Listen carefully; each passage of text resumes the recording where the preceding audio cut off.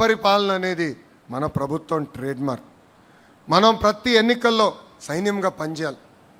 చిన్న ఎన్నికలైనా పెద్ద ఎన్నికలైనా మనం ఒకటే గుర్తుపెట్టుకోవాలి, ఇది మా తెలుగుదేశం, నా తెలుగుదేశం, నా బాధ్యత అని ప్రతి కార్యకర్త ఒక నినాదంతో వెళ్ళాలి. మనం ఒక పెద్ద కుటుంబం, చిన్న చిన్న సమస్యలు ఉండొచ్చు, 4 గోడల మధ్యన కూర్చుని మన సమస్యలు మనం పరిష్కరించుకోవాలి. నేను ఇప్పుడే చెప్పా, నమ్ముకున్న సిద్ధాంతం కోసం నేను కూడా పార్టీలో పోరాడా, ఇప్పుడు పోరాడుతూనే ఉన్నా. కానీ ఏనాడు బయటకు వచ్చి మాట్లాడు, నిర్ణయం తీసుకున్నది ఒకటే ఉంటుంది నా దగ్గర, జై తెలుగుదేశం, జై చంద్రబాబు అని. ఈ నినాదానికి ప్రతి కార్యకర్త కట్టుబడి ఉండాలని నేను కోరుతున్నా. గౌరవ అధ్యక్షులు ఇప్పుడే చెప్పినట్లు అహంకారం వీడాలి. మనం చూసాం గతంలో 151 స్థానాలు 11 ఎట్లయిందని. ఇది మనందరం గమనించాల్సిన అవసరం ఉంది. ప్రజల దగ్గరికి వెళ్ళాలి, ప్రజలతో మమ్మక్యం అవ్వాలి, వాళ్ళ సమస్యలు పరిష్కరించే దిశగా మనందరం కష్టపడాలని ఇక్కడ వేదిక మీద ఉన్న పెద్దలకి, వేదిక మీద ఉన్న నాయకులకి, రాష్ట్ర వ్యాప్తంగా ఉన్న కార్యకర్తలందరికీ నేను పిలిపిస్తున్నా. ప్రభుత్వ కొనసాగింపు అనేది చాలా చాలా అవసరం. మనం చూస్తున్నాం, ఒక గుజరాత్, ఒక ఒరిస్సా లాంటి రాష్ట్రాలు ఈరోజు ఏ స్థాయికి వచ్చినాయో అందరూ ఒక్కసారి ఆలోచించాలి. 1983లో తెలుగుదేశం పార్టీని అన్న ఎన్టీఆర్ అధికారంలోకి తీసుకొచ్చారు. ఆయన పార్టీని 1982లో స్థాపించారు. ఈరోజు ఈ మీటింగ్ వచ్చే ముందల ChatGPTలో కొట్టా.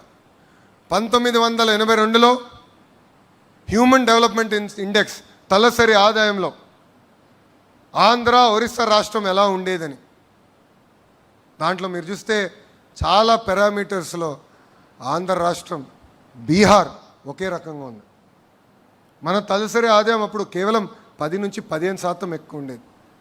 అలాంటిది తెలుగుదేశం పార్టీ అధికారంలోకి వచ్చింది కనుకనే, ప్రజలు ఆశీర్వదించి దీవించి మనకు అవకాశం ఇచ్చారు కనుకనే ఈరోజు ఆంధ్ర రాష్ట్రానికి ఈ స్థాయి వచ్చింది. ఇంకా బీహార్ వెనుకబడే పరిస్థితికి వచ్చింది. అదే కానీ ప్రభుత్వం కంటిన్యూస్గా తెలుగుదేశం పార్టీ వచ్చి ఉంటే ఇంకా ఆంధ్ర రాష్ట్రం ఏ స్థాయికి లేదో ప్రజలందరూ ఒక్కసారి ఆలోచించారు. సో ప్రభుత్వ కొనసాగింపు అనేది చాలా చాలా అవసరం. కార్యకర్త దగ్గర నుంచి వేదిక ఉన్న పాలిట్ బ్యూరో సభ్యుల వరకు అందరం కష్టపడాలి. ఈరోజు ఆంధ్ర రాష్ట్రంలో డబుల్ ఇంజిన్ బుల్లెట్ ట్రైన్ సర్కారు పనిచేస్తుంది. ఇతర రాష్ట్రాల్లో నమో అంటే నరేంద్ర మోడీ గారు, కానీ ఆంధ్ర రాష్ట్రంలో నమో అంటే నాయుడు గారు, మోడీ గారు జోడీ. మనందరం చూసే ఎన్నికల ముందల మన అధ్యక్షులు చంద్రబాబు నాయుడు గారిని జైల్లో పెడితే నాకు ఒక అన్నగా నిలబడిన వ్యక్తి మన పవన్ అన్న. నాకు ఇప్పుడు కూడా బాగా గుర్తు, ఆనాడు జడ్జిమెంట్ వచ్చి చంద్రబాబు నాయుడు గారిని ఏకంగా రాజమండ్రి జైలుకు పంపిస్తుంటే నాకు ఫోన్ చేసిన మొదటి వ్యక్తి పవన్ అన్న. ఆనాడు నాకు ఫోన్ చేసి ఒకటే చెప్పాడు, అన్నగా నీకు అండగా నిలబడతా, నిన్ను ప్రోత్సహిస్తా, నీకు ఏ సమస్య ఉన్నా నాకు ఫోన్ చేయి తమ్ముడు అని చెప్పారు. అందుకే మన జరిగిన ఎన్నికల్లో 3 పార్టీలు కలిసికట్టుగా పోటీ చేసిన. కోటి సభ్యులు నా కుటుంబం ఇప్పుడు ఇంకొంచెం పెద్దగా అయింది. ఇప్పుడు 3 పార్టీలు, కార్యకర్తలు మన సొంతమయ్యారు. కలిసికట్టుగా పనిచేయాలి.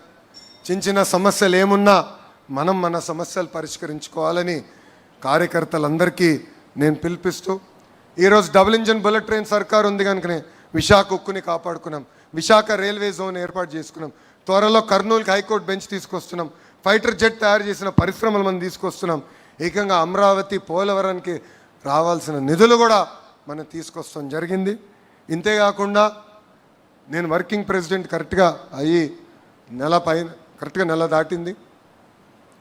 అటు తెలంగాణ, అండమాన్లో ఉన్న తెలుగుదేశం పార్టీని కూడా బలోపేతం చేయాల్సిన బాధ్యత నా పైన ఇప్పుడు ఉంది.